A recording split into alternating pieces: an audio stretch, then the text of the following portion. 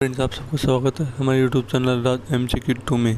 तो चलो हम आज के करंट अफेयर के बारे में जानते हैं। लेते हैं। वीडियो में अंत तक बने रहिएगा। वीडियो पसंद आए तो वीडियो को लाइक और शेयर कर दीजिएगा। आज के करंट अफेयर का सबसे पहला और इम्पोर्टेंट क्वेश्चन देखिए, तीसरे अखिल भारतीय राजभाषा सम्मेलन का आयोजन कहाँ किया जा रहा है? तो तीसरे अखिल भारतीय राजभाषा सम्मेलन का आयोजन महाराष्ट्र के पुणे में किया जा रहा है। आंसर ए हो जाएगा। महाराष्ट्र के पुणे में 14 और 15 सितंबर को तीसरे अखिल भारतीय राजभाषा सम्मेलन का आयोजन किया जा रहा है। बात आती है कि ऑर्गेनाइज किसके द्वारा करवाया जा रहा है? तो केंद्र सरकार के देखिए होम मिनिस्ट्री के राजभाषा विभाग के द्वारा इस सम्मेलन का आयोजन इस बार किया जा रहा है। सम्मेलन के दौरान हिंदी के विकास में मीडिया की भूमिका क्या है और भारतीय सिनेमा और हिंदी जैसे अलग अलग विषयों पर चर्चा की। हाल ही में 3,51,000 शब्दों का एक शब्दकोश जिसे हिंदी शब्द सिंधु नाम दिया गया है, इसकी शुरुआत की गई और इसके अलावा एक ई ऑफिस ऐप की भी शुरुआत की गई है। यहाँ पर यह भी याद रखिएगा कि सबसे पहली बार अखिल भारतीय राजभाषा सम्मेलन का आयोजन 2021 में वाराणसी उत्तर प्रदेश में किया गया था और इसके बाद लास्ट ईयर 2022 में दूसरे अखिल भारतीय राजभाषा सम्मेलन का आयोजन गुजरात के सूरत शहर में किया गया था और अब तीसरे अखिल भारतीय राजभाषा सम्मेलन का आयोजन महाराष्ट्र के पुणे में किया जा रहा है।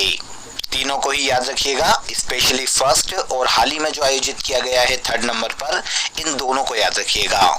देखिए दोस्तों, अगर आपको मंथली करंट अफेयर्स की डिटेल PDF लेना है तो आप रूट एप्लीकेशन या क्रेजी जीके ट्रिक एप्लीकेशन से डाउनलोड कर सकते हैं। साथ ही आप वीडियो के कमेंट बॉक्स में भी लिंक दिया हुआ है जहां से क्लिक करके आप ले सकते हैं। इन मंथली करंट अफेयर्स PDF में देखिए पूरे मंथ के जो सबसे ज्यादा एग्जाम रिलेवेंट क्वेश्चन होते हैं उन क्वेश्चन को यहाँ पर डिटेल के साथ प्रोवाइड किया गया है, जो एग्जाम के लास्ट टाइम रिवीजन में आपको बहुत हेल्प करता है। तो एक बार जरूर क्लिक करें। चलिए आगे बढ़ते हैं। सेकेंड क्वेश्चन देखिए, चर्चा में रही प्रधानमंत्री उज्ज्वला योजना के बारे में कौन सा कथन असत्य है? तो देखिए, प्रधानमंत्री उज्ज्वला योजना के बारे में आप सभी ने सुना होगा। नॉर्मली गैस सिलेंडर उपलब्ध करवाए जाने से संबंधित ये योजना है जिसे उज्ज्वला योजना के नाम से शुरू किया गया था। अब आइए इसके एक कथन देख लेते हैं कि इन चारों में से कौन सा असत्य है। तो इस योजना की शुरुआत 1 मई 2016 को की गई थी। ये कथन बिल्कुल सही है। इस योजना का उद्देश्य महिलाओं को सशक्त बनाना और उनके स्वास्थ्य की रक्षा करना है। ग्रामीण क्षेत्रों में ऐसी जगह पर, दूर दराज के ऐसे इलाकों में जहां पर महिलाएं देखिए चूल्हे पर खाना बनाती थी तो उनसे क्या होता था, धुआं बार बार नाक में जाता था, सांस में जाता था, तो उन्हें स्वास्थ्य संबंधित परेशानियां होती थी। अब उज्ज्वला योजना से जब गैस सिलेंडर मिलने लगे तो स्वास्थ्य की रक्षा होने लगी। इसीलिए यह योजना महिलाओं को सशक्त बनाने और उनके स्वास्थ्य की रक्षा करने से संबंधित है। बिल्कुल सही हो जाएगा। यह योजना पेट्रोलियम और प्राकृतिक गैस मंत्रालय की योजना है, ये भी बिल्कुल सही है। इस योजना का दूसरा चरण उज्ज्वला 2.0 2022 में चालू किया गया था, तो ये कथन गलत है क्योंकि उज्ज्वला योजना का जो दूसरा चरण है वो 2021 में शुरू किया गया था। तो आंसर डी हो जाएगा। उज्ज्वला योजना से संबंधित ये कथन बिल्कुल गलत है। तो आइए अब हम जान लेते हैं कि ये योजना अभी चर्चा में क्यों है। तो हाल ही में केंद्र सरकार ने प्रधानमंत्री उज्ज्वला योजना को 3 वर्ष के लिए आगे बढ़ाने को मंजूरी दी है। इस योजना का विस्तार देखिए 2023-24 से 2025-26 तक के लिए बढ़ाया गया है और इस दौरान 75 लाख रसोई गैस के कनेक्शन प्रदान किए जाने वाले हैं। इसके बाद भारत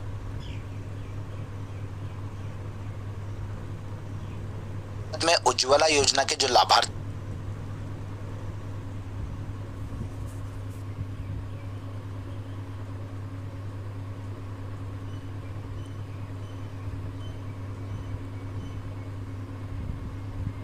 इसके कारण अब तक लीबिया में 5,300 लोगों की जान जा चुकी है, जबकि देखिए अभी तक 10,000 से ज्यादा लोग वहां पर लापता है। सबसे ज्यादा इस तूफान से पूर्वी लीबिया का हिस्सा प्रभावित हुआ है। यहाँ का देखिए डॉर्न शहर लगभग पूरी तरह से खत्म हो चुका है। तो हाल ही में आए डेनियल तूफान से अफ्रीकी देश लीबिया काफी प्रभावित हुआ है। लीबिया की कैपिटल ट्रिपली है, यहाँ की ऑफिशियल करेंसी दिनार है और ओसामा हमाद यहाँ के प्राइम मिनिस्टर के पद पर हैं। नंदनी कृषक समृद्धि योजना किस राज्य सरकार द्वारा शुरू की गई है? तो नंदिनी कृषक समृद्धि योजना यूपी से संबंधित है। आंसर ए हो जाएगा। उत्तर प्रदेश राज्य सरकार ने देखिए राज्य में गोवंशी पशुओं की नस्ल सुधारने और राज्य में दुग्ध उत्पादकता को बढ़ावा देने के उद्देश्य से यूपी में नंद बाबा मिशन के तहत नंदिनी कृषक समृद्धि योजना की हाल ही में शुरुआत की है। यूपी में इस योजना के तहत गायों की अलग अलग नस्लों को, जैसे साहीवाल, गिर, थारपारकर या गंगातीरी जैसी जो गायों की नस्लें हैं, उनमें सुधार किए जाने के प्रयास किए जा रहे हैं। तो नंदिनी कृषक समृद्धि योजना यूपी गवर्नमेंट की योजना है। अब देखिए उत्तर प्रदेश की अदर स्कीम्स की बात करें तो मुख्यमंत्री अभ्युदय योजना, मुख्यमंत्री बाल सेवा योजना, भाग्य लक्ष्मी योजना और कन्या सुमंगला योजना, ये यूपी गवर्नमेंट की अदर स्कीम्स है जो कि अलग अलग क्षेत्रों में चलाई जा रही है। चर्चा में रही खिलाड़ी सिमोना हालेप किस खेल से संबंधित है? तो सिमोना हालेप की बात करें तो ये टेनिस की विश्व प्रसिद्ध खिलाड़ी है फ्रेंड्स।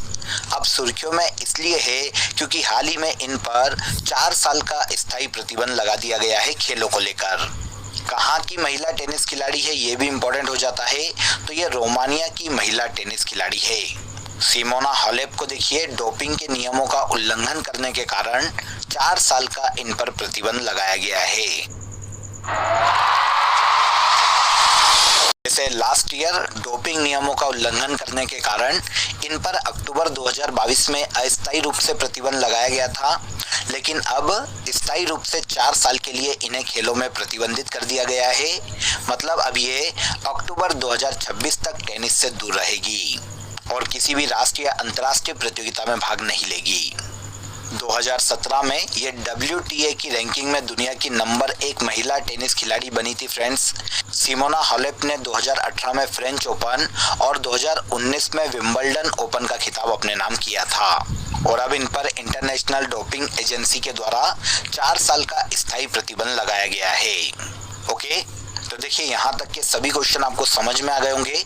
आ जाइए आज की कंट्री इन न्यूज में हम यूरोप के देश क्रोएशिया को डिस्कस कर लेते हैं। क्रोएशिया की बात करें तो इसकी कैपिटल जगरेब है और कुना यहाँ की ऑफिशियल करेंसी है। जोरान मिलानोविक वर्तमान में यहाँ के प्रेसिडेंट के पद पर हैं।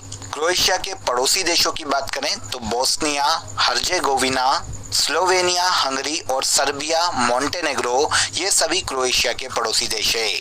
वर्तमान में क्रोएशिया में 10 यूनेस्को साइट हैं, जिनमें प्लिटविस झील नेशनल पार्क, डब्रोवनिक, ट्रोगिर और डायोक्लेटियन का महल शामिल है।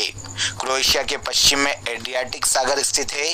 डेन्यूब नदी इसकी सबसे लंबी नदी है और दिनारा क्रोएशिया की सबसे ऊंची पर्वत चोटी है। क्रोएशिया एक बाल्कन देश है फ्रेंड्स, जिसमें क्रोएशिया के अलावा अल्बानिया, ग्रीस, युगोस्लाविया और रोमानिया भी शामिल है। इसके अलावा क्रोएशिया नाटो और यूरोपीय संघ का भी सदस्य है। तो यूरोप के देश क्रोएशिया से जो फैक्ट एग्जाम में आ सकते हैं वो यहाँ पर मैंने आपको बता दिए। नेक्स्ट क्वेश्चन पर आइए। 5वीं राष्ट्रीय व्हील चेयर रग्बी चैंपियनशिप 2023 का खिताब किस राज्य द्वारा जीता गया है? तो देखिए पहले तो हम ये जान लेते हैं कि इसका आयोजन कहाँ पर किया गया। तो भारत में इसका आयोजन महाराष्ट्र में किया गया है फ्रेंड्स, जिसमें देखिए फाइनल में महाराष्ट्र ने कर्नाटक को हराकर 5वीं राष्ट्रीय व्हील चेयर रग्बी चैंपियनशिप 2023 का खिताब अपने नाम किया है।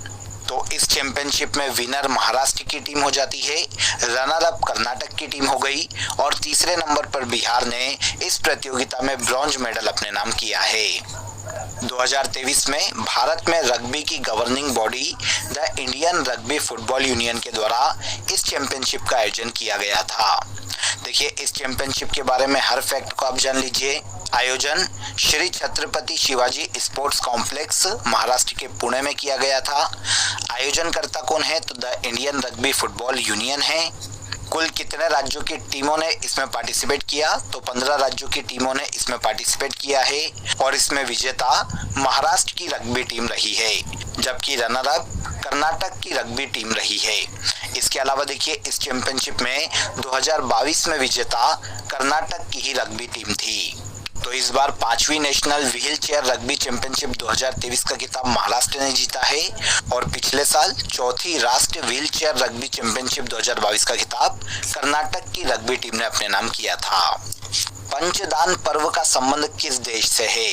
तो पंचदान पर्व की बात करें जो कि हाल ही में सुर्खियों में रहा है फ्रेंड्स, इसका संबंध नेपाल देश से है। नेपाल में हर साल पंचदान पर्व का आयोजन किया जाता है। वैसे ये नेपाल में बौद्ध धर्म से संबंधित एक प्रथा है। इस पर्व में दीपांकर बुद्ध की प्रतिमाओं को शहर में घुमाया जाता है और उनकी अलग अलग स्थानों पर पूजा की जाती है। इस दिन जो बौद्ध भिक्षु होते हैं उन्हें पंचदान दिया जाता है, जिसमें गेहूं, चावल, नमक या फिर पैसे और फल जैसी चीजें शामिल होती है। तो इस तरह से पंचदान पर्व का संबंध नेपाल देश से है। नेपाल में बौद्ध धर्म से संबंधित ये उत्सव है। नेपाल की कैपिटल काठमांडू है। रामचंद्र पौडेल यहाँ के प्रेसिडेंट के पद पर हैं और पुष्प कमल दहल प्रचंड वर्तमान में नेपाल के पीएम के पद पर हैं। ओके, इसके बाद अगला क्वेश्चन देखिए, अंतर्राष्ट्रीय लोकतंत्र दिवस कब मनाया जाता है? तो पूरे विश्व में हर साल 15 सितंबर को इंटरनेशनल डेमोक्रेसी डे के रूप में सेलिब्रेट किया जाता है फ्रेंड्स। वैसे इस दिन को मनाए जाने की जो घोषणा है वो 2007 में यूएन महासभा के द्वारा की गई थी और इस घोषणा के बाद 2008 से हर साल 15 सितंबर को ये डे मनाया जाने लगा। पूरे विश्व में लोगों को लोकतंत्र के प्रति जागरूक करने के उद्देश्य से और अपने अधिकारों के प्रति जागरूक करने के उद्देश्य से 15 सितंबर को हर साल अंतर्राष्ट्रीय लोकतंत्र दिवस के रूप में 15 सितंबर को मनाया जाता है। 2023 में इस डे की थीम की बात करें तो एम्पावरिंग द नेक्स्ट जनरेशन 2023 में इंटरनेशनल डेमोक्रेसी डे की थीम है। वैसे लास्ट ईयर की याद करने की हमें जरूरत नहीं पड़ेगी, पर फिर भी यहाँ पर मैंने आपको मेंशन कर दी है। एक बार इस थीम को भी देख लीजिएगा, हो सकता है एग्जाम में कभी देखने को मिल जाए, तो आपको इसे भी याद रखना चाहिए। लेकिन स्पेशली आप 2023 की याद रखिए, आपका काम हो जाएगा।